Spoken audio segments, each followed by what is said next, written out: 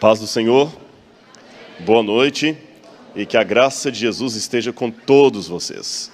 E fico feliz que eu já vi que tem Libras ali, né? Que bom, viu? Como é que eu, assim? Desculpa, eu estou gaguejando. Agora já vi onde a primeira dama aprendeu. Foi aqui, glória a Deus, viu? Deixa eu fazer uma pergunta para a minha tradutora. E se o pregador é gago, como é que você faz? Você é gago? Ela falou mais coisa do que eu falei ali, viu? Muito bem, irmãos, mas que a graça de Jesus esteja com todos. Eu fico muito feliz de ver a igreja cheia e a Deus toda honra e toda glória, agora e para sempre. Amém? Irmãos, eu gostaria de, num primeiro momento da minha fala aqui, como o pastor Renato falou, realmente, vamos ver as provas arqueológicas, mas eu quero começar com uma pergunta. Faz sentido crer na Bíblia? Eu vou, durante os primeiros minutos dessa fala, agir como se eu não fosse um crente. Como se eu fosse um ateu. Um cético. Tá bem? E alguém pode perguntar, não, mas você subiu para pregar a palavra de Deus, a gente não quer ouvir um ateu. Mas é porque muitos de vocês, talvez, têm filhos que estão indo à universidade e estão com um professor com toda a retórica de um pregador do Evangelho, dizendo para ele que não faz sentido acreditar na Bíblia, que tudo isso é um mito, que vocês estão aí apenas influenciados pela emotividade. E como é que você pode ter certeza, realmente, que esse Jesus que você está acreditando é verdadeiro e não é apenas um fruto do costume? Deixe-me piorar a minha pergunta aqui. A mesma emoção que você está tendo hoje no culto, quando você cantou brilhantemente aqui para honra e glória de Deus, em termos emocionais, é a mesma emoção que eu vejo muitos muçulmanos rodando em torno da Caaba em Meca. É a mesma emoção que eu vejo um budista diante de um templo no Tibete. É a mesma emoção que eu vejo um hindu reverenciando as águas do rio Ganges. Então, se eu fosse um ateu, eu ia dizer assim, tá, bonito, bacana o culto de vocês estão emocionados, mas se vocês tivessem nascido em Nova Delhi, vocês estariam agora adorando Shiva com a mesma força que vocês adoram Jesus. E se eu chegasse para você e falasse assim, será que Shiva é um Deus verdadeiro? Você ia falar, mas é claro que é. Você nem trabalharia com a hipótese de questionar a divindade de Shiva ou de Krishna. E aí? Como é que eu posso ter certeza que esse aqui é um culto ao Deus verdadeiro? Não pode ser uma resposta apenas da paixão. Tem que ser alguma coisa racional. Mas deixe-me, em primeiro lugar, colocar para vocês uma coisa. A evidência, ela não produz a fé. Se a evidência, se o milagre produzisse a fé, o povo de Israel não teria adorado o bezerro de ouro depois de ter visto o mar vermelho se abrindo. A Bíblia me dá a prova de que os evangelhos que os milagres não produzem fé em ninguém. A fé vem de um relacionamento com Deus. E qual é o sentido então das evidências? Eu vou dar uma comparação e você vai entender. Você vê uma moça, você se apaixona por ela, ela se apaixona por você. E se você souber o que fez você se apaixonar por ela, se o amor for verdadeiro, você não sabe dar essa resposta precisamente. Se você falar assim, eu me apaixonei por ela porque ela é cristã. Tem um monte de moça cristã aí, como ela. Por que de todas as cristãs você quis ela? Porque ela é bonita. Tem um monte de cristã bonita aí. Porque além de cristã e bonita, ela gosta de mim. Olha, pode ser que tenha uma outra que goste também, você não a correspondeu. Na verdade, o que você sente por ela é um amor, uma coisa que brota do relacionamento. Agora vamos continuar. À medida que você vai conhecendo-a, você vai vendo que é uma menina de oração, que ela te trata bem, que ela se preocupa com você, se preocupa com sua família, se preocupa com suas coisas, cuida de você. Essas evidências estão lhe dando o sinal que você está no caminho certo. Então aquelas evidências não produzirão o seu amor, mas confirmarão que na verdade se torna de um sentimento que vale a pena acreditar nele. Ficou claro para vocês?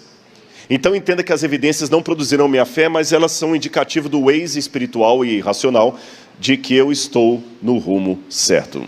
Então vamos ver uma coisa que os críticos da Bíblia podem, muitas vezes, acentuam contra nós. Vocês, cristãos, acreditam na Bíblia por causa de Jesus, correto? Sim ou não? Mas acreditam em Jesus por causa da Bíblia. Isso é um círculo vicioso. Você acredita em Jesus por causa da Bíblia, você acredita na Bíblia por causa de Jesus. Onde é que está a lógica disso aí? Como é que eu poderia responder a um ateu, professor de filosofia, que falasse assim: você acredita em Jesus por causa da Bíblia, acredita na Bíblia por causa de Jesus, então quer dizer, não tem base nenhuma a sua fé. Bom, como ter certeza de que um livro é a palavra de Deus? A Bíblia fala que ela é a palavra de Deus, não fala? Só que o fato da Bíblia dizer que ela é a palavra de Deus não a torna a palavra de Deus. Porque o fato de eu dizer que sou o presidente dos Estados Unidos não me torna presidente dos Estados Unidos da América. Por outro lado, porém, quando você vê um guarda de trânsito e ele manda você parar, ele manda você parar porque ele é um guarda de trânsito. E se você perguntar, por que você está mandando parar? Ele mostra: policial, eu quero revistar a sua casa. Policial, tem um mandato aqui. Ou seja, quando alguém é imbuído de uma autoridade, por ter aquela autoridade, ele tem que declarar. Então, embora o fato da Bíblia declarar ser a palavra de Deus não a torna a palavra de Deus, pelo fato dela ser, ela tem que dizer que é. Como guarda de trânsito. Só que, por outro lado, tem um problema. É que no que diz respeito ao guarda, existe um agente externo ao guarda, superior a ele, que lhe dá a credencial de guarda, que confirma a sua palavra. E quem pode confirmar a palavra de Deus? Quem seria esse agente externo a Deus, superior a ele, que confirmaria a palavra dele? Então aí gerou um problema. Vocês entenderam a problemática? Como é que a gente resolve isso? Eu vou contar para vocês, não é complicado não. Quem convalidaria Deus? Isso é complicado em termos de Bíblia Sagrada, porque demandaria um agente neutro, independente, superior e externo a Deus que validasse a sua palavra. Mas como ele é Deus, em tese, ele é a autoridade maior, absoluta. Logo, ninguém pode validar a palavra de Deus. E mesmo que houvesse alguém para validar a palavra de Deus, eu tinha que ter outro alguém para validar a palavra desse alguém. E outro para validar, quer dizer, isso é cair num círculo infinito. Como é que eu resolvo esse problema, então? Como é que eu resolvo esse dilema? Simples. Hoje eu não vou dar a palestra para vocês sobre a existência de Deus. No YouTube tem uma palestra que eu trabalho a existência de Deus. Então, se houver entre nós algum ateu, algum cético, deixe-me partir do pressuposto que Deus existe, tá bom? Eu teria que dar uma outra palestra para falar sobre a existência de Deus. Primeiro ponto, vamos raciocinar aqui. Se Deus existe, milagres são possíveis. Concordam comigo? Se Deus existe, milagres são possíveis. A única coisa que eu preciso para que o milagre da ressurreição seja verdadeiro é que Deus exista. Um Deus todo-poderoso. Número 2. Se o Novo Testamento for historicamente confiável, então os milagres que nele são citados também são verdadeiros. Então, primeiro ponto. Se Deus existe, milagres são possíveis. Se o Novo Testamento é historicamente confiável, então os milagres citados nele realmente ocorreram. Número 3. Se Jesus declarou ser Deus no Novo Testamento, e o texto foi historicamente confiável, então Jesus é Deus. E se ele for Deus, o que ele ensinou é palavra de Deus. Logo, a Bíblia é a palavra de Deus. Vou repetir para não ficar confuso para ninguém. Se Deus existe, milagres são possíveis. Número 2. Se o Novo Testamento for historicamente confiável, então os milagres que ele menciona também ocorreram. Número 3. Se Jesus afirmou ser Deus, e o Novo Testamento é confiável nas declarações de Cristo, então ele é de fato Deus. Outro ponto, se ele é Deus, o que ele falou é palavra de Deus. Logo, a Bíblia é a palavra de Deus. O que eu tenho que fazer com vocês aqui agora? Descobrir evidências na história que me permitam tirar o "se" diante de cada uma dessas frases e torná-las uma afirmação. E se eu conseguir, pela história, tirar o "se" e fazer disso uma afirmação, eu tenho comprovado que a Bíblia é a palavra de Deus. Então vamos ver.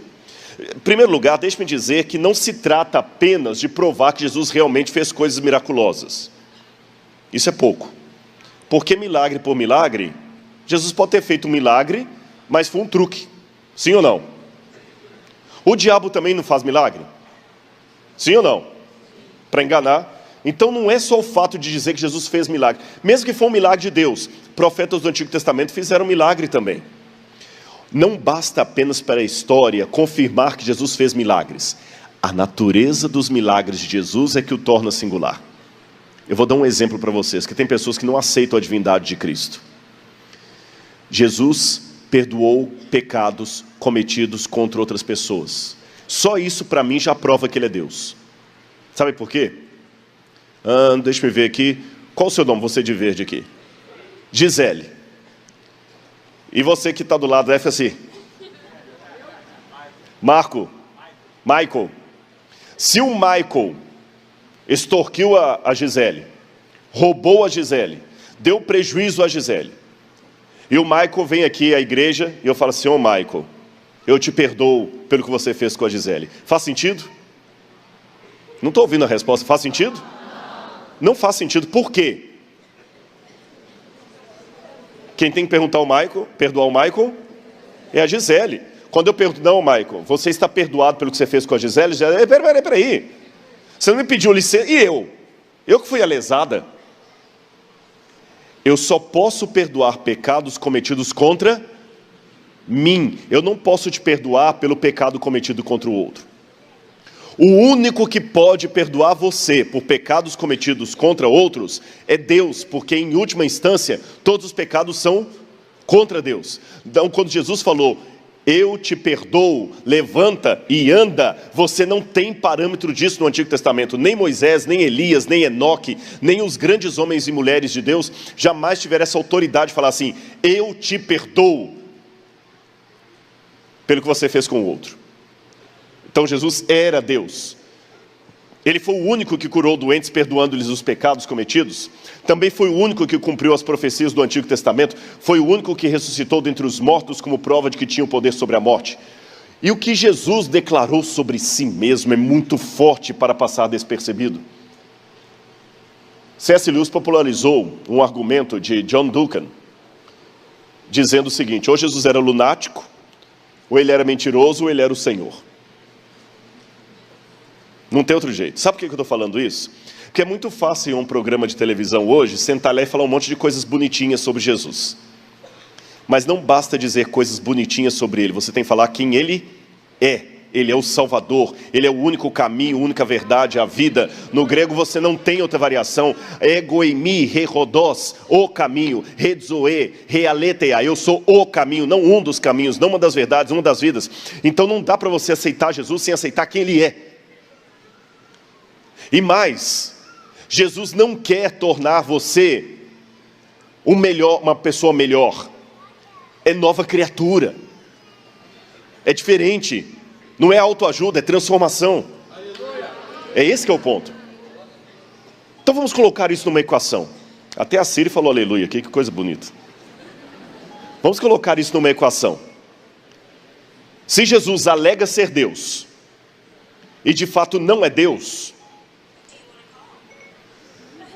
ela está insistindo. Se Jesus afirma ser Deus, eu coloquei no mute aqui, viu? Pronto. Se Jesus afirma ser Deus, e Ele não é Deus, eu só posso classificá-lo em dois lugares. Qualquer ateu é obrigado a acreditar, concordar comigo aqui, que é questão de lógica. Tá bom? Não é fé, é lógica. Se Jesus afirma que é Deus e não é Deus, então Ele é mentiroso ou lunático. Concorda comigo? Agora, se Jesus não é Deus nem lunático, então Ele é mentiroso. Agora, se Ele for lunático, então Ele não é mentiroso, mas também não é Deus. Agora, se ele não for nem lunático, nem mentiroso, ele obrigatoriamente é Deus. E eu digo para vocês, um lunático ou um mentiroso produziria o que Jesus produziu? Transformaria vidas? Bertrand Russell, olha que interessante, Bertrand Russell é um dos paladinos do ateísmo e filósofo respeitadíssimo da Europa, já faleceu há muitos anos, e ele dizia o seguinte: historicamente, a existência de Cristo, de Jesus, é duvidosa. Se ele realmente existiu, não sabemos nada, quase nada sobre ele, portanto não me preocupo com o aspecto histórico. Isso aqui é ensinado na UERFJ, na Universidade Federal do Rio de Janeiro, isso é ensinado na USP, isso é ensinado nos cursos de história, de filosofia. E o próprio Bertrand Russell dizia: ora, Pitágoras foi, intelectualmente falando, um dos homens mais importantes e influentes da história. Pitágoras, e não Jesus Cristo, mereceria a atenção dos homens. Agora vejam o que o seu professor ateu de filosofia não vai contar para você na sala de aula.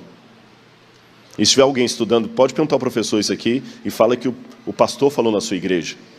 Porque muitos acham que na igreja não se fala de Dostoiévski, não fala não cita essas coisas. Professor, Russell dizia que a gente devia aplaudir Pitágoras e não Jesus, que foi o homem que mudou o Ocidente. Dê-me uma prova histórica da existência de Pitágoras. Não existe. Nenhuma. Quando o seu professor de matemática fala com você que o teorema de Pitágoras foi feito por Pitágoras, ele não está contando toda a verdade, porque ninguém sabe se Pitágoras existiu ou não. Ninguém sabe se Pitágoras existiu, e se existiu, ele era mais um místico do que um matemático. E o tal do teorema de Pitágoras eu já encontro aplicado pelos egípcios 1000 anos antes dos gregos. Isso é mito. Agora, quando eu vou à história, Tácito, Suetônio, Plínio, o Talmude, Flávio Josefo, todos esses autores fora da Bíblia falam de Jesus Cristo. E eu não encontro um autor contemporâneo que fale de Pitágoras. Mas de Jesus todos esses falam. Desculpe-me, aí nessas horas o cético sou eu. Por isso que o último livro que eu escrevi chama-se O Ceticismo da Fé. O Ceticismo da Fé. Eu creio porque sou cético. Eu creio porque sou cético. E esse homem é aplaudido na academia, eu estudei filosofia, eu sei o que estou falando, como um paladino do saber do intelectualismo. Vou dar para vocês algumas provas arqueológicas que Jesus existiu. Aqui está o pergaminho, com uma cópia. Esse pergaminho aqui é do século XI ou XII. É um pergaminho de Tácito. E aquela parte que eu sublinhei de azul lá, traz o que eu vou ler aqui. Tácito diz que nessa época, Nero apresentou como culpados aqueles que eram odiados por sua própria torpeza, a quem a população chama de cristãos. Tal nome vem de Cristo, que no principado de Tibério e nas mãos de Pôncio Pilatos sofreu a pena máxima. Reprimida na ocasião essa execrável superstição, fez-se novamente irromper não só na Judéia, berço daquele mal, mas também em Roma. Embora esse manuscrito seja uma cópia do século XI, Tácito era do século I. Ele era contemporâneo à época dos apóstolos. E ele não apenas confirma que Jesus morreu nas mãos de Pôncio Pilatos, mas também que foi na época de Tibério, e mais, a palavra superstitione em latim dá a entender que alguma coisa esplendorosa sobre Jesus continuou sendo dita depois da morte dele. E que muitos seguidores ainda estavam com ele. Eu não tenho isso para apresentar como prova de Pitágoras, mas de Jesus eu tenho. Está fora da Bíblia, alguém que não acreditava em Jesus, mas testemunhou dentro do Império Romano que ele existiu, que ele morreu crucificado e que havia um grupo chamado cristãos que assim surgiram por ocasião dele. Esse testemunho de Flávio Josefo foi um historiador judeu do primeiro século, é tão fantástico que eu vou mostrar para vocês. Flávio Josefo, para vocês terem uma noção, ele testemunhou pessoalmente a destruição de Jerusalém no ano 70. Ele viveu na época dos apóstolos. Ele não era seguidor de Jesus. Mas olha o que ele diz de Jesus nesse pedacinho aqui, ó. Tá bom? Que está grifado aqui. Por essa época, surgiu outro foco de novas dificuldades. Um certo Jesus, homem sábio, Ele era operador de feitos maravilhosos, mestre daqueles que recebem coisas estranhas com prazer. Atraiu a muitos judeus e também a muitos gregos. Este homem era assim chamado Cristo. E quando Pôncio Pilatos o condenara à crucifixão, mediante acusações feitas pelos principais líderes dos judeus, aqueles que o haviam amado desde o começo não o abandonaram, pois lhes apareceu, segundo diziam, vivo outra vez ao terceiro dia, havendo os divinos profetas falado disso e milhares de outras coisas maravilhosas a seu respeito. E mesmo agora, a família dos cristãos, assim denominados por causa dele, não se extinguiu. Joséfo testemunha que Jesus fez coisas maravilhosas, que ele foi condenado, que as pessoas diziam que ele ressuscitou. Isso é tão fantástico que sabe o que os críticos dizem? Isso é uma interpolação cristã. Os cristãos que inventaram esse texto. Só que todos os manuscritos de Joséfo, que já encontrei até hoje, têm essa passagem. Até uma cópia em árabe, antiga. Outro testemunho de Joséfo também. Sendo, portanto, esse tipo de pessoa Anás, reuniu no Sinédrio e trouxe perante eles o irmão de Jesus, que é chamado Messias. Ele era chamado de Tiago e havia outros com ele. Feito o processo acusatório, segundo o qual ele era um transgressor da lei, todos os entregaram para ser apedrejado. Então eu mostrei apenas alguns exemplos fora da Bíblia que já confirmam, Jesus não é mito, ele existiu. E será que ele foi crucificado mesmo? Olha esse desenho, irmãos, ele é incrível, ele foi encontrado em Palatino, na Itália. Em Roma, você tem a colina Palatina, onde ficava o palácio de César. E havia uma escola ali de meninos da família real. Vocês sabem que até hoje, às vezes, adolescentes, jovens, até alguns adultos, picham coisa. Quem vai em banheiro de universidade, né? Escrevem coisas lá, picham. No passado não era diferente. Olha o que garotos picharam numa parede. Vocês vão me ajudar a ver aqui, ó. O desenho original está aqui, e aqui do lado de cá você tem uma cópia do desenho. O que vocês estão vendo ali? Uma cruz, o que mais? Um animal, que animal está na cruz? Um cavalo crucificado. E aqui você tem um rapaz em posição de adoração. E escreveram em grego a chacota, Alexamenos sebete theon, traduzindo, Alexandre, o Alexamenos, adora Deus. Está com um grego muito mal escrito. O que a gente deduz disso? Crianças de Palatino que estavam fazendo deboche de um outro porque adorava Jesus. Primeira coisa que eu aprendo, já no segundo século Jesus era considerado Deus. Entendeu? Segundo, ele não morreu numa estaca de tortura. Foi numa cruz. O desenho de uma cruz. E tem uma coisa interessante que eles encontraram numa outra pedra. Pena que eu não tenho essa foto aqui. Alexamenos fidei. Alexandre foi fiel. Escrito em latim. Foi fiel. Então vocês veem que bonito. Nós temos um testemunho da história. Até mesmo um ateu como Bart Ehrmans e Maurice Casey, ateus, dois ateus, acabaram de publicar 2 anos atrás um livro dizendo: Jesus existiu sim, não é mito. Eu tenho 2 livros de 2 ateus. Então, agora, tudo bem, Rodrigo, você conseguiu provar que Jesus existiu. Mas será que Jesus da história é o mesmo Cristo da fé? Quem está fazendo o seminário entende essa coisa, porque os teólogos liberais dizem que tem 2 personagens diferentes. O Cristo histórico foi aquele que existiu. O Cristo da fé é aquele que eles inventaram na igreja. O Cristo histórico verdadeiro foi apenas aquele que nasceu como judeu, morreu e tudo mais, e beleza. Mas o Cristo da fé, esse Cristo que andou sobre as águas, que perdoou os pecados, é um Cristo inventado, bonitinho. Então, Rodrigo, até agora você só me provou que Jesus existiu. Mas será que esse Jesus que a Bíblia apresenta é o verdadeiro Jesus? Deixa eu complicar um pouquinho isso para vocês. Vocês têm aqui uma praça, uma vez eu dei uma palestra lá na Universidade Federal, a Praça Tiradentes. Não é isso? Qual a imagem de Tiradentes que passaram para vocês? Cabeça raspada? Cabelo comprido, barba e vestido com que roupa? Uma túnica branca. Não sei se tem algum historiador aqui que sabe que Tiradentes não morreu daquele jeito. Por que Tiradentes foi retratado daquele jeito se ele não morreu daquele jeito? Hã? Montagem? Sim, mas por que retrataram Tiradentes daquele jeito? Você que é crente aqui, que está aqui na igreja hoje, quando você vê aquela imagem do Tiradentes, quem que você lembra? Jesus. Aquilo ali foi uma maneira, uma propaganda de tornar você simpático a Tiradentes. Ele não morreu daquele jeito. Então os alemães criaram duas palavras: Historisch e Geschichte. Que aí eu estou vendo se ela consegue fazer lá. Duas histórias. Historisch é o que realmente aconteceu. Geschichte é aquela história inventada que não aconteceu. É a maquiagem. Sabe aquela...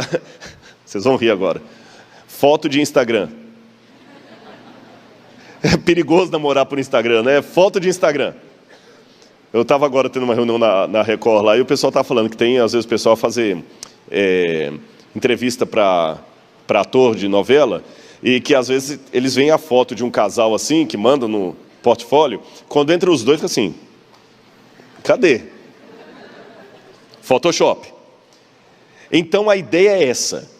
Jesus, que a Bíblia apresenta, é um Jesus real ou é um Photoshop? Entenderam a questão?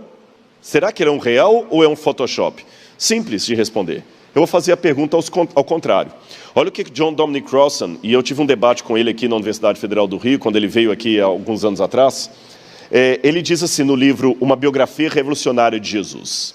Um surpreendente relato do que podemos saber sobre a vida de Jesus. Olha o que esse autor diz. Os evangelhos são interpretações e não biografias de Jesus. Os evangelhos canônicos são coletâneas planejadas com fins doutrinários e de propaganda a fim de atrair os fiéis. Assim sendo, é difícil extrair deles um perfil histórico de Jesus. Percebeu? Essa acusação é passada para o seu filho na universidade, é passada por você em todos os lugares, aí na History Channel, na Discovery Channel. Vamos repetir qual é o argumento dele? Os evangelhos não são uma biografia de Jesus. Eles são o quê? Uma coletânea planejada com dois fins. Quais?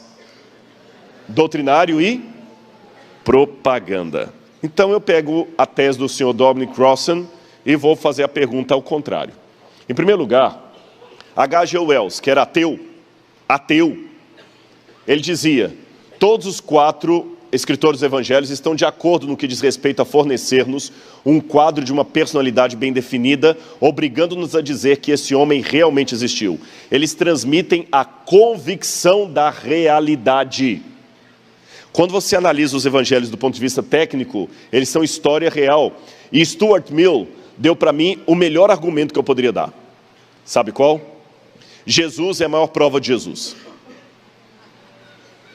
Eu explico por quê. Os judeus jamais produziriam alguém como Jesus Cristo. E eu vou mais além.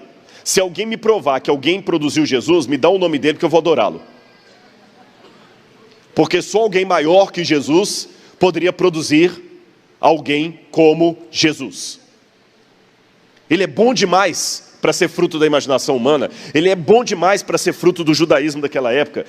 Nem Paulo poderia ter produzido alguém como Jesus Cristo. E eu vou provar que os evangelhos não eram novela nem propaganda. Quando você vai procurar um marqueteiro na época das eleições, porque você é candidato, ele vai mudar o tipo do seu óculos, o jeito de você vestir, o corte de cabelo, para fazer você mais palatável. Será que os evangelhos são mais palatáveis? De jeito nenhum. Quando eu faço uma comparação dos mitos da antiguidade e os evangelhos, eu encontro isso aqui, ó. Os mitos. As lendas clássicas antigas, quando transformadas em literatura, são todas, sem exceção, muito bem elaboradas, exageradas e embelezadas, especialmente quando se trata de uma biografia mitológica. Quando eu vou aos evangelhos, falta aos evangelhos elementos artísticos importantes. A maior parte da vida de Jesus, sua infância e adolescência, não é coberta por seus relatos. Algo inadmissível para um conto biográfico em termos imaginativos. Quando eu faço uma comparação literária entre os evangelhos e a vida de Hércules, o estilo é muito diferente. Entre os evangelhos e a Eneida de Virgílio, o estilo é muito diferente. Segundo aspecto, há diálogos nos mitos. Os evangelhos não trazem diálogos. É uma redação desajeitada se comparada, por exemplo, aos diálogos de Platão. Quando eu pego a mitologia, ela fala de pessoas que voltaram do mundo dos mortos. É a chamada catábase ou anábase. A pessoa desce, catábase, e anábase ressuscita. Só que esses mitos, quando falam, por exemplo, o próprio Hércules foi até o inferno, Perseu foi ao inferno, viu Cébero, eles sempre contam o seguinte, que a pessoa no inferno teve uma dificuldade tremenda para sair de lá. E lutou contra demônios e dragões e tudo mais, e foi, até que por um ato de heroísmo, ele sai de novo na terra. Mas a ressurreição não conta Jesus lutando para sair do inferno, só mostra que ele morreu e ressuscitou. Se fosse propaganda, obrigatoriamente os evangelhos tinham que seguir os princípios de propaganda daquela época. Vocês entenderam? Havia técnicas de se escrever um mito, havia técnicas de escrever uma propaganda. Estou falando de coisa técnica, e os evangelhos não obedecem nenhuma dessas técnicas. E o mais, abram a Bíblia comigo em 1 Coríntios capítulo 1, verso 23. 1 Coríntios, uma das mais belas cartas do apóstolo Paulo.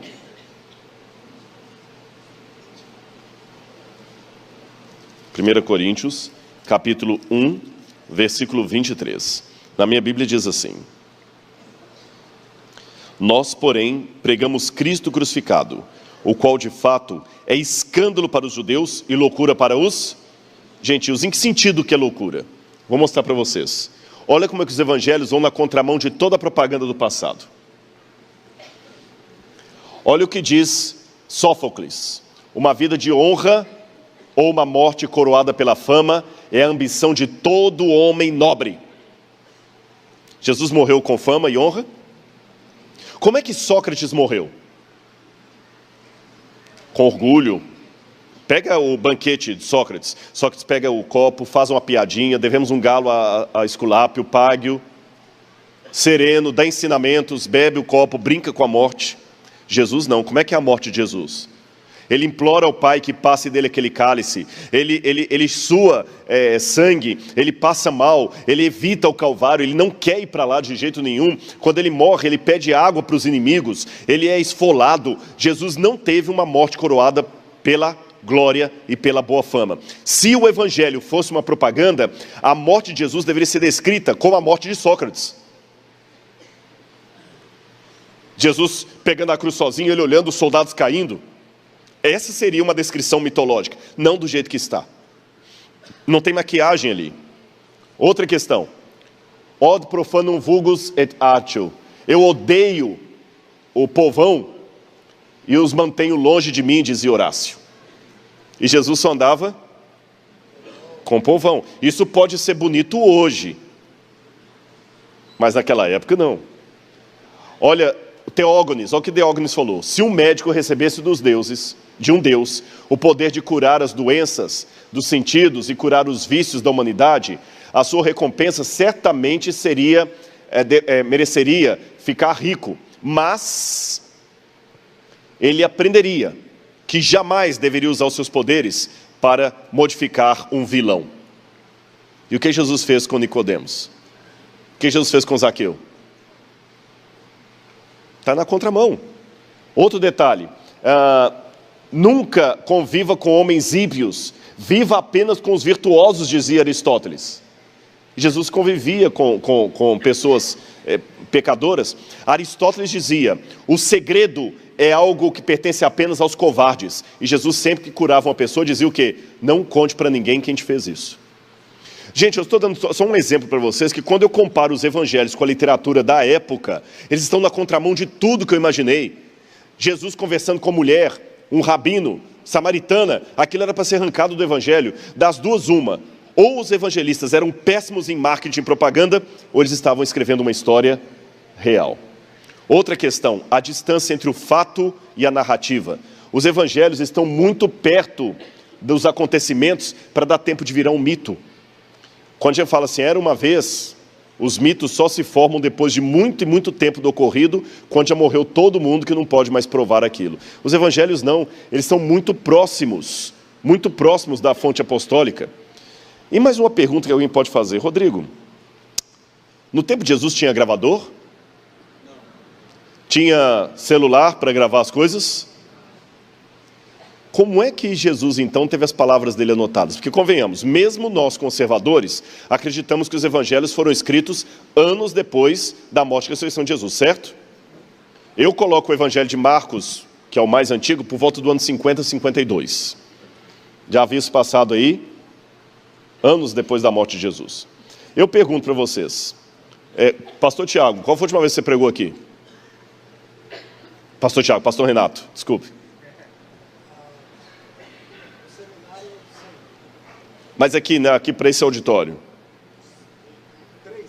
3 meses atrás. Quem estava aqui quando o pastor pregou aqui? Pouca gente, estava vazio naquele dia, né? Foi por isso que você pregou? Sabe o que ele me lembrou? Eu vou contar uma coisinha para vocês aqui, só para o pessoal não dormir muito. Diz que uma vez tinha uma esposa de pastor, que ela casou e ela também era filha de pastor, então já vinha aquela tradição, e ela falou assim, meu amor, eu quero te falar uma coisa, eu sou esposa de pastor, eu vou te apoiar no ministério, na missão, na oração, no jejum, porque eu fui preparada para isso e eu te amo. Que lindo, meu amor. Só que eu tenho uma coisa que eu não quero que você me desrespeite. Ela falou o quê? Eu tenho um segredinho que é meu. É uma coisa entre mim e minha mãe que eu aprendi. Eu tenho uma caixinha preta que eu vou deixar guardada aqui no guarda-roupa. Por favor, nunca abra essa caixinha. Imagina a situação. Ele ia lá, a mulher estava lá dentro, ele abriu o guarda-roupa, estava a caixinha olhando para ele. Dá a tentação de olhar? Não dá. E ele ficava curioso. O que eu faço? Querendo saber. 1 mês casado, 1 ano, 2 anos, 3 anos, 4 anos, 5 anos de casado. Um dia a esposa viajou para visitar a mãe e levar os filhos para ver a avó. Ele sozinho em casa, mente desocupada, é a oficina do devil. Ele abriu o guarda-roupa, está lá a caixinha olhando para a cara dele. Você também está curioso para saber o que tinha na caixinha, né? Sim ou não? Acho que não. Eu vou continuar. É para contar ou não? Quando ele abriu a caixinha, lá dentro havia 3 ovos e uma pilha de dinheiro. 4 ovos, na verdade. Desculpa, 4 ovos e uma pilha de dinheiro. Piorou, né? Se antes ele queria saber o que tinha lá dentro, o que significa isso aqui agora? Quando a mulher voltou de viagem, falou, meu bem, eu fiz uma coisa, o que você fez? Não. Você foi abrir a caixinha? Meu amor, desculpa, você fica guardando coisa, que bobagem. Mas é pior, porque eu abri, agora eu não entendi. 4 ovos e uma pilha de dinheiro? Você está guardando dinheiro escondido de mim? O que significa aquilo? Tá bom, eu vou falar com você. Eu sou filha de pastor e minha mãe me ensinou uma coisa. Minha filha, nunca critique seu marido quando ele pregar mal. Se tiver vontade de criticar o sermão dele, que ele não pregou bem, ao invés de fazer isso, crie umas galinhas. Pegue um ovo da galinha e guarde dentro da caixinha. Só isso. Então é isso. Você insistiu, agora você já sabe. Cada ovo daquele é um sermão ruim que você fez. Eu falo, mas aí tudo bem, ué. Nós estamos casados há 5 anos. 4 ovos? Tá bom, né? Glória a Deus, que bom. Ah, peraí, e a pilha de dinheiro? Ela falou, quando inteira uma 12 eu vendo.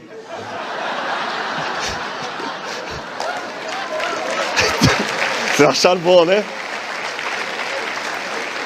Eu digo para os meus alunos, se um homem não sabe rir de uma boa piada, desconfie da teologia dele. Seminaristas, isso aí está para vocês. E o que Jesus é uma pessoa de bom senso de humor, Jesus ria. Voltando à história. Pastor Renato pregou aqui há uns 3 meses, alguns estavam aqui. Quem sabe repetir palavra por palavra do que ele falou? E vocês prestaram atenção? E mesmo assim não sabe repetir? Então agora de novo vou dar de cético. Como é que você pode garantir que os evangelhos trazem a palavra exata que Jesus falou, se foram escritos tantos anos depois, e não tinha gravador, não tinha nada na época. Só o Espírito? Eu aceito essa resposta até um certo tempo. Vou falar por quê, professor. Porque se eu pensasse com a cabeça do ateu, do cético, esse argumento pode valer também para... Eu vou dar um exemplo para vocês. Uma vez eu fui estudar com os mormons. Respeito muito os mormons, eles fazem um trabalho missionário muito... Mas eu discordo da doutrina mormon. E eu li o livro de Mormon todinho. E uma vez eu perguntei para um mormon, mas como é que eu posso ter certeza que esse livro aqui é verdadeiro? Onde é que estão as provas arqueológicas e tudo? Sabe o que eles me responderam? Que é uma resposta técnica. Se você for sincero, o Espírito Santo vai lhe mostrar através de um ardor no peito. Eu nunca senti ardor no peito, então é porque eu não tenho o Espírito Santo ou porque o livro é falso? Vocês entenderam? Então, quando a gente fala assim, é o Espírito Santo, mas isso aí vale para o budista também, eu falo, mas que eu tenho que ter alguma coisa além.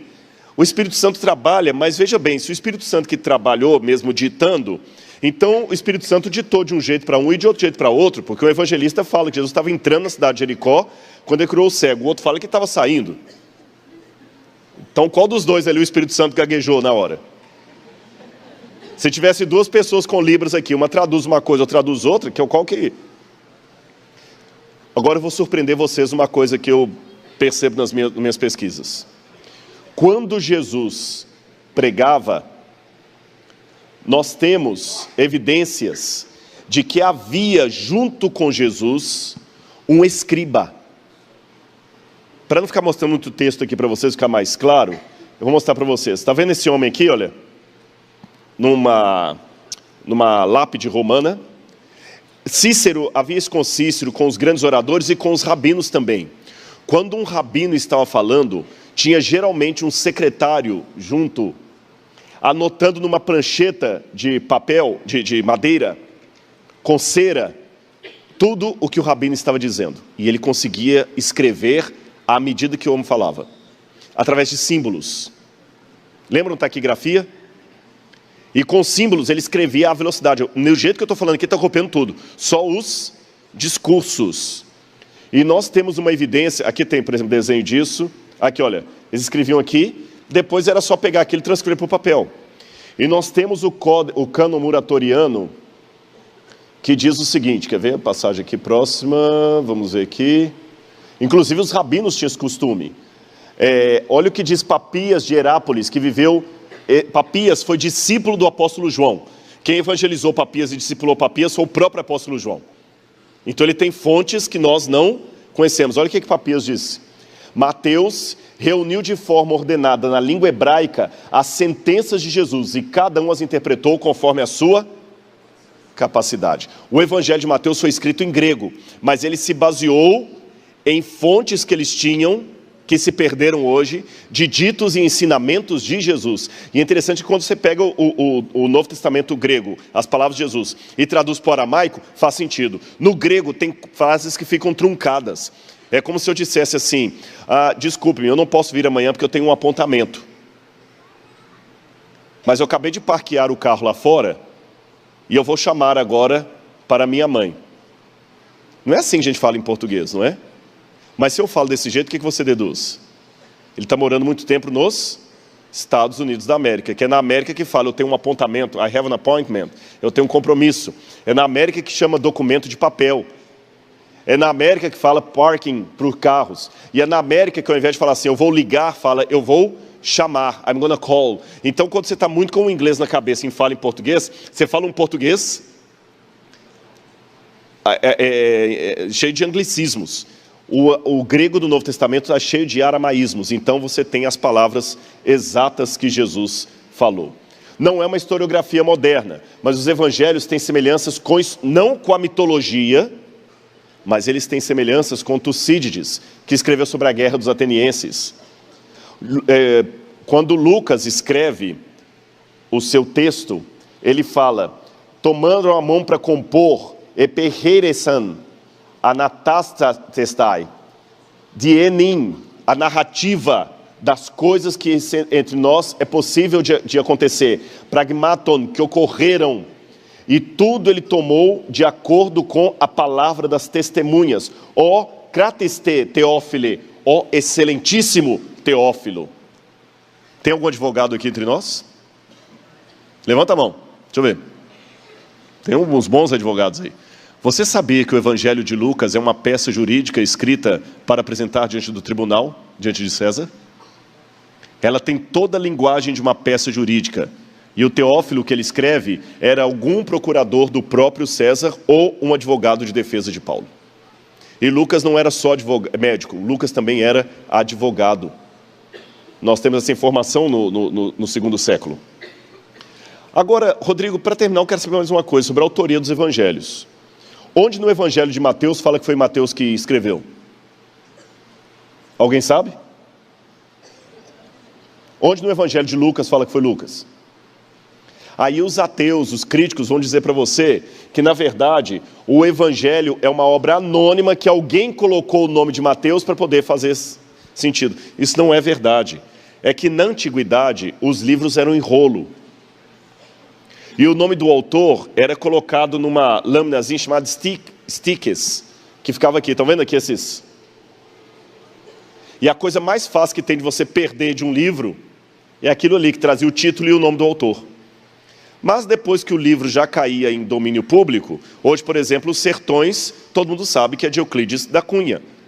Por isso que os evangelhos não têm dentro deles o nome do autor, nem o título, porque ficava naquela tirazinha do lado de fora, simples assim. Essas coisas mostram que o evangelho... Aqui, olha, um exemplo de uma dessas tiras. Essas coisas todas mostram que Jesus era realmente alguém que existiu e a sua história é real. Olha o que disse C.S. Lewis. Os seguidores de Jesus eram judeus, ou seja, pertenciam à nação que de todas as outras era a que mais detinha a convicção de que havia um único Deus, que não poderia haver outro de forma alguma. É muito estranho que essa terrível invenção a respeito de um líder religioso se desenvolvesse entre o único povo em toda a terra menos passível de cometer tal equívoco. Pelo contrário, ficamos com a impressão de que nenhum dos seus seguidores mais próximos, ou até mesmo os escritores do Novo Testamento, aceitaram facilmente a doutrina de um Messias divino que ressuscitou. E não é só Jesus. Eu tenho comprovações arqueológicas, por exemplo, como essa pedra encontrada em Cesareia Marítima, que traz o nome de Pôncio Pilatos, prefeito da Judéia na época de Tibério. Eu tenho esse ossuário, esse caixão de pedra, onde colocavam ossos, onde você tem o nome Yosef Bar Kefa, José, filho de Caifás, que não é o filho do Caifás, mas o próprio Caifás. O próprio Caifás. É como falar assim, pastor Valandro, mas sabe que Valandro é o sobrenome dele. Perceberam, então? Outro exemplo que eu posso dar para vocês. Olha que interessante. Essa caixão aqui foi encontrado, e aqui traz o nome da família de Simão Cirineu. A inscrição que está nessa caixa aqui, está aqui, ó, Simão e Alexandros, filho de Simão Cirineu. Agora, olha o que a Bíblia diz. Vou ler 3 passagens com vocês. Mateus 27, 32. Mateus 27, 32. Olha o que diz a Bíblia aqui. Ao saírem, encontraram um homem de Cirene, chamado Simão, e o forçaram a carregar a cruz. Um homem de Cirene chamado Simão. E aqui pertence à família de Simão Cirineu, só que ali está o caixão do filho dele, que chama-se Alexandre, filho de Simão Cirineu. Agora leiam comigo Marcos capítulo 15, verso 21. Marcos capítulo 15, verso 21. Certo homem de Cirene chamado Simão, pai de Alexandre e de Rufo. O que dá a entender para mim? Simão se converteu. Porque Mateus falou que era um certo homem chamado Simão. O outro fala até o nome do pai e do filho. Ah, você que é fulano, filho de Beltrano, de Ciclano? E quando você vai para o apóstolo Paulo, Romanos 16, verso 13. Romanos, último capítulo de Romanos 16, verso 13, diz aqui: Saúda-vos Rufo, eleito no Senhor, e sua mãe, que também tem sido uma mãe para mim. Rufus, o filho de Simão Cirineu. Então Simão se converteu. E o que é que nós temos aqui? O ossuário com o nome de um homem chamado Alexandre, filho de Simão Cirineu. Mais um personagem da Bíblia que nós temos a comprovação histórica a seu respeito. Travou aqui, eu acho que chegou ao último. Eu acho que chegou ao último. Não, tem mais um aqui. Mais um detalhe, e agora com esse aqui eu já quero ir para o final. Os críticos diziam que se Jesus foi realmente crucificado, ele não poderia ser sepultado no sepulcro de José de Arimateia, por uma razão muito simples. Crucificados não teriam direito a um sepultamento digno. Logo, a Bíblia está contando uma mentira. Só que em 1967, perto da Guerra de 6 Dias, encontraram em Givat Hamivtar um ossuário de pedra, um túmulo. E quando viram esse ossuário, estava escrito o nome do dono dos ossos ali dentro. Yohanan ben Hagakol. Até aí nada demais. Era um túmulo do 1º século. E quando abriram, havia a ossada de alguém ali, mas no calcanhar do indivíduo, percebam aqui no cantinho, o que você tem? Um prego. Alguém que foi crucificado e teve o seu corpo sepultado. Então havia exceções à regra. Esses detalhes todos que eu estou levantando para vocês aqui, figura duas coisas. Letra A. Mostrar para você que a história é verdadeira. Se ao invés de ser cristão, eu fosse budista, eu não estaria preocupado em falar de arqueologia budista. Porque o budista não está preocupado com a história. Quem é hindu não está preocupado se a história de Arjuna e Krishna, do Bhagavad Gita, é real ou não é real. Para eles isso não faz diferença. Na verdade, eu posso até tirar Buda do budismo e o budismo continua existindo. Mas com a igreja cristã é diferente. Eu vou colocar qual a diferença entre o cristianismo e as demais religiões.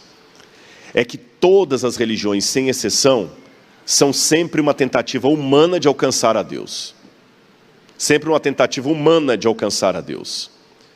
O cristianismo, que vem do judaísmo, é Deus alcançando o homem. Essa é a diferença. E vou mais além. Ele não somente quer alcançar o homem, mas ele deixou a história dele na poeira desse mundo. E você pode olhar na poeira e você vai ver as pegadas de Deus. Filho, eu estive aqui. É real. Agora tem a segunda coisa que eu queria deixar claro para vocês. Que a história real é um dado importante, por isso que eu falei quase 1 hora. Mas tem um outro dado mais importante ainda. O que essa história significa para mim? Eu gravei um vídeo há pouco tempo agora no YouTube, e talvez alguns de vocês assistiram esse vídeo. Se alguém assistiu, vou pedir licença para contar de novo. Se alguém não assistiu, vou contar pela primeira vez. Eu não tenho aqui a imagem, infelizmente eu não coloquei no PowerPoint aqui, mas a imagem de um banheiro romano. E o que eu vou descrever no princípio, talvez vai atrair risadas de alguns. Porque no Brasil, sempre que fala de banheiro, de defecar, de fazer necessidade fisiológica, puxa risada. É cômico, é constrangedor e cômico. Talvez alguém até pensar assim, puxa, Rodrigo, você vem falar numa igreja e falar sobre banheiro. Mas, por favor, fique comigo até o final, que eu vou revelar algo sério para você a respeito do banheiro romano. Mesmo que durante a primeira descrição você tenha vontade de rir. Quando você ia a um banheiro público romano, a primeira coisa que chama a sua atenção é que todos sentam no vaso sanitário juntos um do outro, sem parede no meio. Evidentemente que homens de um lado e mulheres de outro. Mas imagina você sentado usando um vaso sanitário com o seu outro companheiro sentado ali, olhando para você e você para ele. Eu falei que ia puxar a risada de alguns. Desconfortante, né? Desconfortável. E como é que era o papel higiênico? Simples. Enquanto você estava sentado ali no vaso sanitário, batendo papo com o seu amigo, no seu pé passava-se uma canaleta. Eles pensavam em tudo.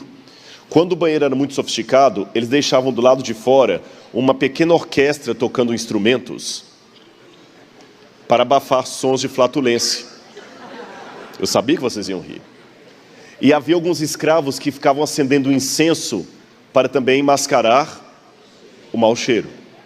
Ficavam 2 soldados romanos ali, 2 patrícios, e aqui no pé passava uma canaleta d'água.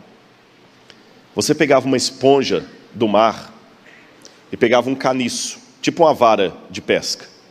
Pegava um caniço, geralmente de isopo por causa do cheiro, enfiava na esponja do mar. Sabe a esponja do mar? E enquanto estava conversando com o colega, ficava passando aquela esponja na água. E aquela esponja, você se limpava. E mais dantesco ainda, aquela mesma esponja ia ser usada por outro. Depois de ter se limpado, você passava a água naquela esponja e colocava num outro vasilhame cheio de vinagre para esterilizar. Ainda bem que você nasceu no século 20 e 21. Agora, irmãos, vocês entenderam? Imaginaram a descrição do que eu falei? Agora eu quero que você abra sua Bíblia comigo.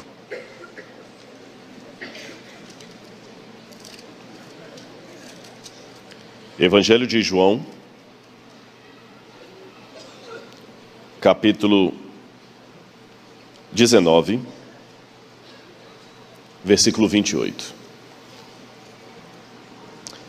Eu falei que no início podia ser engraçado, mas ia terminar sério. Posso ler? Amém? Amém? Mais tarde, sabendo Jesus que tudo estava concluído para que a Escritura se cumprisse, disse: tenho sede. Estava ali uma vasilha cheia de vinagre. Então embeberam uma esponja nela e, colocando a esponja na ponta de um caniço de isopo, a ergueram até os lábios de Jesus. Tendo-o provado, Jesus disse: está consumado. E com isso curvou a cabeça e entregou o Espírito. Entenderam? Preciso explicar? Você já tinha imaginado que os lábios do Senhor receberam como guardanapo papel higiênico sujo tirado de latrina? Agora olha para mim aqui.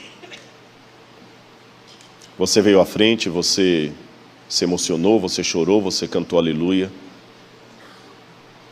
Mas essa história toda que eu contei aqui tem que ser mais do que apenas um History Channel para você. Ela tem que mudar a sua vida.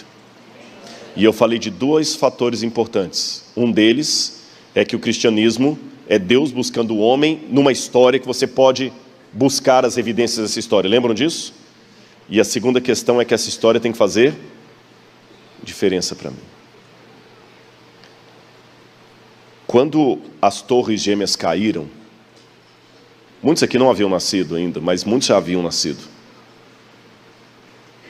Aqueles que já estavam nascidos e crescidos na época das torres gêmeas, você ouviu, e o que você fez? Foi trabalhar? Foi estudar? E talvez comentou com outras pessoas: poxa vida, que tragédia a queda das torres gêmeas, né? Vamos orar por eles, vamos orar. Mas você não desmarcou aquele médico que você tinha naquela tarde. Você não desmarcou aquele seminário que você tinha para dar, nem a consulta, nem a visita ao cliente. Mas deixe-me mudar aqui um pouco. Você está na sua casa, ligou a TV e as torres gêmeas caíram. Mas a sua filha estava ali no 20º andar daquele edifício. O que você vai fazer? Você vai para o médico? Você vai trabalhar? Você vai pegar o primeiro avião e querer ir para Nova York. Igreja, eu pergunto a você, qual a diferença? A notícia é a mesma. Respondam para mim, qual a diferença? Alguém que você ama estava lá. E quando alguém que você ama está lá, a notícia deixa de ser mera informação e se torna algo que mexe até com as suas entranhas. Para quem não conhece Jesus, é só uma curiosidade sobre o banheiro greco-romano. Mas se você conhece Jesus, sabe que naquela cruz estava alguém que morreu por você. E eu vou fazer outra comparação. Aproveitando que há advogados aqui no nosso meio. Se entrar um ladrão em sua casa e você brigar com o ladrão, e pegar a arma e disparar no ladrão e matá-lo a queima-roupa, e na hora da adrenalina ali, para descarregar os cartuchos nele ali, e acabar com o ladrão, você sabe que um bom conselho que um advogado te daria numa situação dessa é qual? Ele morreu. Foge do flagrante. E depois se apresenta à polícia com o advogado para pedir já para responder o processo em liberdade. Mas naquele momento, mesmo que foi na sua casa, não adianta. Se a polícia vier, ela vai ter que te levar preso. Para não ir para a cadeia, você foge do flagrante. E o que você faz quando está fugindo do flagrante? Que pensamentos vêm à sua cabeça? Você deve pensar assim, puxa, matei um bandido, humilhante. E pior que ele deve ter comparsa. E se ele for de alguma comunidade aí que vê alguém que está com ele, que vai talvez me vingar. E quando eu saí de casa, eu deixei a carteira em cima da mesa, e se alguém pegar minha carteira, o celular ficou lá com meus documentos, com tudo. Preciso de um advogado. Não é isso que você pensa? Mas deixe-me mudar de novo agora a história. Você está em sua casa, limpando uma arma. Quem sabe uma cartucha do seu avô, e você não sabia que aquela arma estava municiada. E sem querer você dispara, e a queima-roupa mata a sua filhinha de 3 anos de idade. Legalmente falando, você também deveria fugir do flagrante. Mas você vai preocupar com isso? Você vai preocupar com carteira em cima da mesa? Qual a sua única preocupação e angústia? Não, mas ela morreu.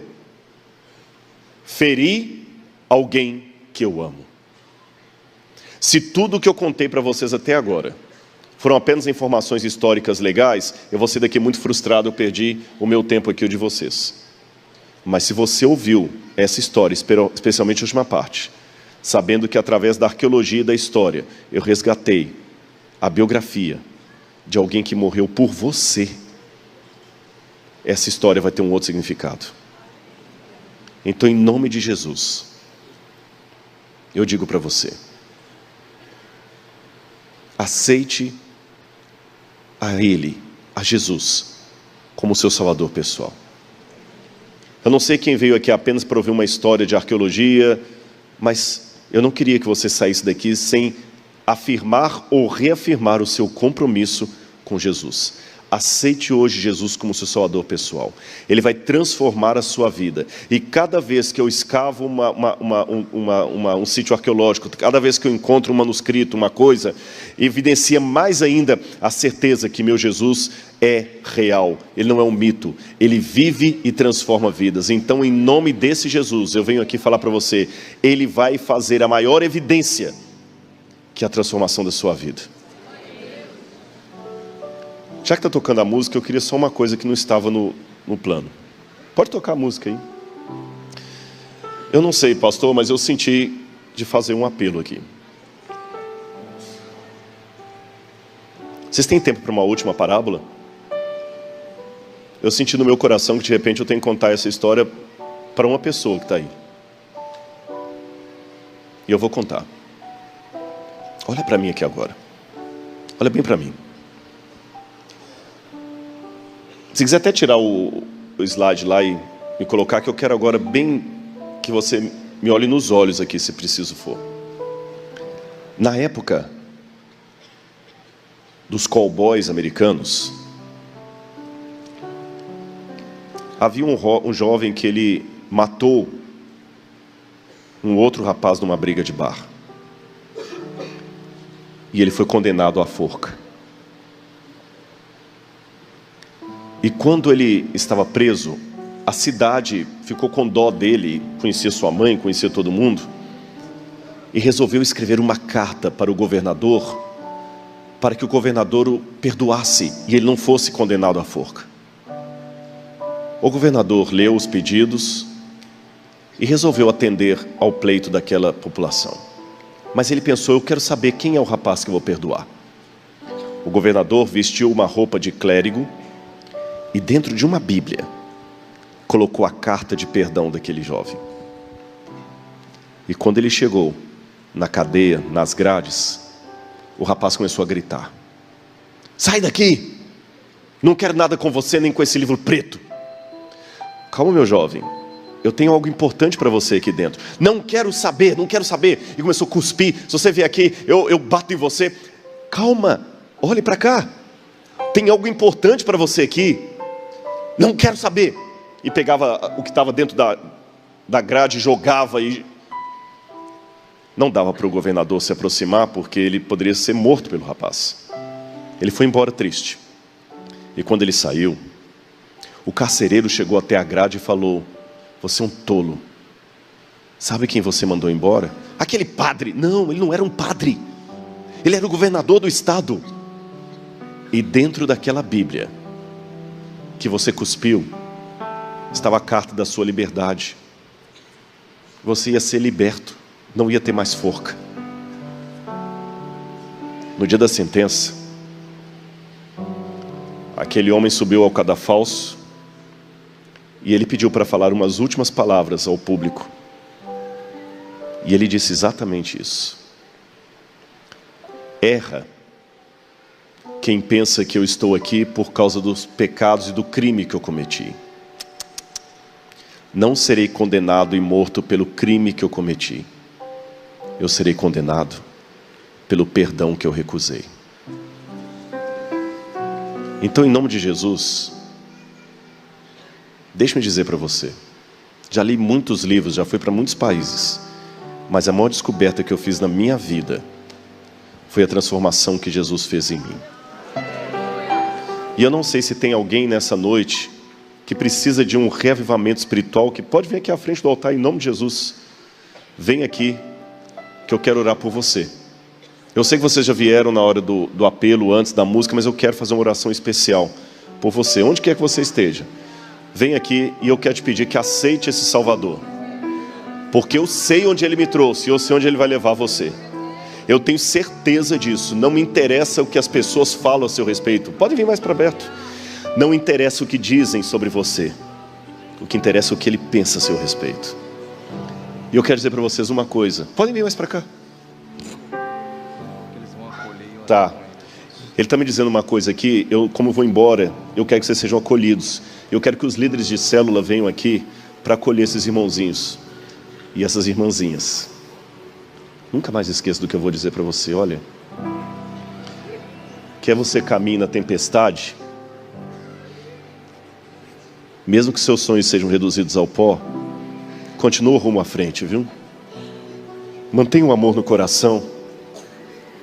E eu te garanto que você não vai andar só. Ele vai estar com você, gente. Talvez eu falei tanto grego, tanto hebraico, tanta coisa aqui, mas para chegar só nisso, que esse Jesus que existiu e que eu vejo os passos dele pela arqueologia, ele ainda transforma vidas. E ele não é um mito. Ele não é um mito, ele não é uma lenda. Ele é real. Isso não é lindo? Deixe ele entrar na sua vida todo dia. E eu abençoo vocês com a bênção do Deus de Abraão, de Isaac e de Jacó. Igreja, erga sua mão comigo. Deixe-me abençoar esses irmãos juntos com vocês. Senhor Deus, Deus de Abraão, de Isaac e de Jacó, eu abençoo a todos que estão aqui à frente, Senhor. Eu abençoo, Senhor, com a bênção que vem de Ti. E sobre eles, ó Pai, eu invoco agora o poder do Teu Santo Espírito. Que eles possam aceitar Jesus como seu Salvador pessoal, Senhor. Eu os abençoo, ó Pai, pela Tua graça. Yevarecha Adonai veshmarecha, Yarecha Adonai palavelecha vikunecha, Issa Adonai panavelecha, Isilecha shalom. Que o Senhor te abençoe e te guarde. Que o Senhor faça resplandecer o seu rosto sobre ti e tenha misericórdia de ti. Que o Senhor sobre ti levante o seu rosto e te dê a paz. Amém. Fique em paz. Não precisa mais ter medo, tá bom?